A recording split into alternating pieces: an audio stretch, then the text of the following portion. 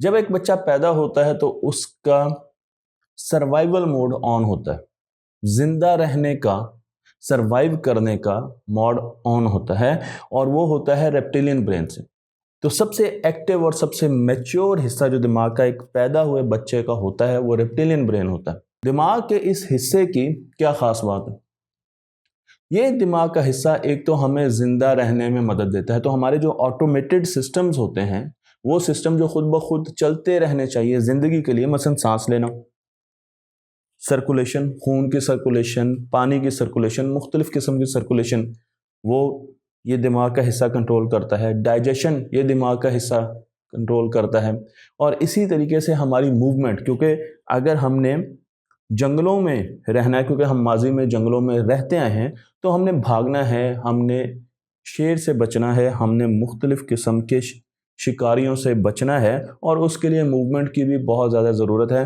तो दिमाग इसका ये हिस्सा मूवमेंट को भी कंट्रोल करता है, लेकिन उसके साथ साथ ये हिस्सा कुछ ख़ास किस्म के बिहेवियर भी देता है। अगर आप जंगल में जा रहे हैं और एकदम आपके सामने शेर आ गया, तो आप क्या करेंगे? या कुछ इस तरीके से इस क्वेश्चन को ले लें कि जब आप खेतों में जा रहे हैं और एकदम एक पगडंडी पे आपको एक सांप नजर आता है, तो आप एक चीख मारेंगे और वापस भागेंगे। उम्मीद मैं यही कर सकता हूं कि आप एक चीख मारेंगे और झटके से वापस भागेंगे। या ये भी हो सकता है कि उस सांप के सहर में आप आ जाएं और आप वहां पे फ्रीज हो जाएं। या तीसरा काम आप ये कर सकते हैं कि अगर आप बहुत ज़्यादा बहादुर वाक़या हुए हैं मेरी तरह, तो आप उस सांप को मारने की कोशिश करें। ये 3 किस्म के रिस्पॉन्सेज हैं जो कि सर्वाइवल के लिए ज़रूरी है। तो सांप एक ख़तरा है, एक डेंजर है, और जब इंसान एक ख़तरे को देखता है तो उसे स्ट्रेस होना शुरू हो जाता है। लेकिन ये ख़तरा ख़ास किस्म का ख़तरा होता है जिसे परसीव्ड डेंजर कहा जाता है। इसका मतलब ये है कि हमने उसको अपने लिए ख़तरा जाना और अब हमने सर्वाइवल के लिए एक्ट करना है। हमने सर्वाइवल के लिए, ज़िंदा रहने के लिए एक्ट करना है, और उसके लिए हमारे पास 3 रिस्पॉन्सेज होते हैं जो कि रेप्टिलियन ब्रेन से आते हैं। तो जब भी सर्वाइवल मोड आपका ऑन होगा, जब भी आपको ख़तरा होगा, आपका रेप्टिलियन ब्रेन ऑन होगा। रेप्टिलियन ब्रेन इसलिए कहते हैं कि रेप्टाइल्स में ये ब्रेन मौजूद होता है, तो हमारा और उनका ब्रेन एक मिरर इमेज है, और उन्हें भी जब खतरा महसूस होता है तो वो यही काम करते हैं। वो या तो फाइट करते हैं अपनी ज़िंदगी के लिए उस खतरे से, या वो फ्लाइट करते हैं, भाग जाते हैं, या वो फ्रीज हो जाते हैं, सकते में आ जाते हैं। बिल्कुल इसी तरीके से इंसान भी ये बिहेवियर देता है, और छोटे बच्चे में क्योंकि ये दिमाग का हिस्सा बहुत ज़्यादा मैच्योर होता है, इसलिए उसका रेप्टिलियन ब्रेन बहुत ज़्यादा एक्टिव होता है। फ़र्ज़ कीजिए कि आप एक सड़क पे जा रहे हैं और एक गाड़ी बड़ी तेज़ी से आपकी तरफ आ रही है। अब फिर आपकी ज़िंदगी को ख़तरा है, क्योंकि अगर वो गाड़ी आपको टकराती है तो आपकी ज़िंदगी गई। आपने एक काम तो आप ये कर सकते हैं कि आप उसको फ़ौरन हाथ दें और उसको कहें रुक जाओ। तो ये फाइट रिस्पॉन्स है आपका, कि आपने उसको रोका है, रिटेलिएट किया है। दूसरा तरीका ये है कि आप एकदम जंप लगाएं और आगे की तरफ भाग जाएं बचने के लिए। ये फ्लाइट, आपने परवाज की। और तीसरा ये है कि आप वहां पे दम बखुद खड़े हो जाएं, सकते में आ जाएं, ना इधर जाएं ना इधर जाएं, और गाड़ी आपको आके हिट करे। तो ये हमारा फ्रीज रिस्पॉन्स है।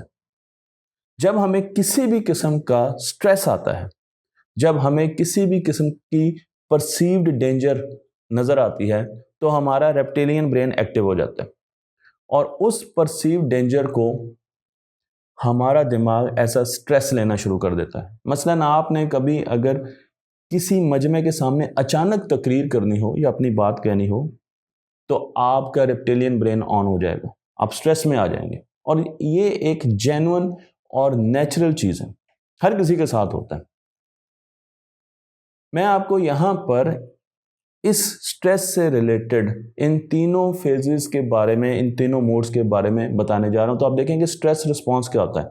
जब आपको जान का खतरा हुआ तो स्ट्रेस आ गया, और स्ट्रेस का रिस्पॉन्स क्या हो गया? फाइट में आप गुस्से में आ जाते हैं, चीखना शुरू कर देते हैं, या आप लड़ाई करना शुरू कर देते हैं, एग्रेसिव हो जाते हैं। ये सारे के सारे फाइट रिस्पॉन्स है जो कि आप दूसरों को दे सकते हैं। इसके साथ अगर आप फ्लाइट रिस्पॉन्स की तरफ देखेंगे तो आप भागेंगे, आप जंप लगा के एक तरफ से दूसरी तरफ चले जाएंगे, या आप नर्वस होंगे लेकिन आप वहां से उस सिचुएशन से बाहर निकलने की कोशिश करेंगे, पीछे होने की कोशिश करेंगे, खिसकने की कोशिश करेंगे, कोई भी सिचुएशन हो सकती है। ये आपका फ्लाइट रिस्पॉन्स है।